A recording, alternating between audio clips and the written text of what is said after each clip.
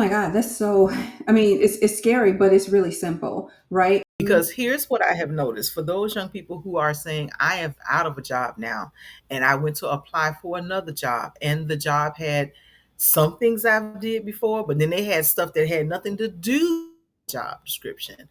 Mhm. How do they handle that piece? Oh my God, that's so, I mean, it's scary, but it's really simple, right? So if you think about where you are in your job today and you're applying for a job for your future, and there's a lot of things in there that you have done, and there are a lot of things in there that you haven't done. But that's where it's called transfer of your skill set, Okay. transfer of knowledge. So, say for instance, if they're looking for someone who, they're looking for a customer service person and you worked in retail and you're like, well, I don't have customer service experience because I haven't had to answer the phones. You haven't had to answer the phones, but your customers were right in front of you. You did a lot of FaceTime. So the customer service is still there. So it's transferable skills. So you just say, here is how I have accomplished this in my past, and understand everything on the job description is not something you have to know now. Because if you think of a job description, you're not going to run in there starting to do all of those things today, right? You're going to build upon that.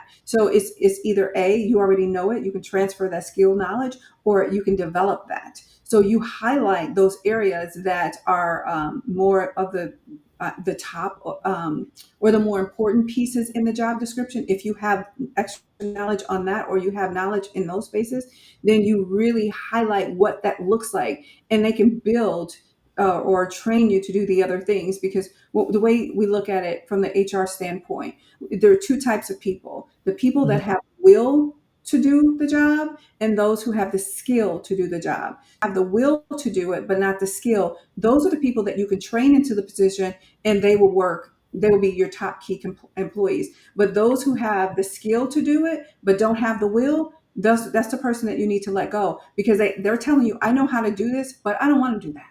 So there's nothing you can do to get them to be a top performer. They'll probably be your lowest ranking employee because they're going to do enough to get by. So that's something to think about. Will or skill? Again, will means I am willing to learn and willing to do what it takes to get this job done, and I will become your top employee. Skill means I have the skill, but I'm going to do the bare minimum to get by because I know what I'm doing, and I'm just going to give you what I got at the time that I want to show up.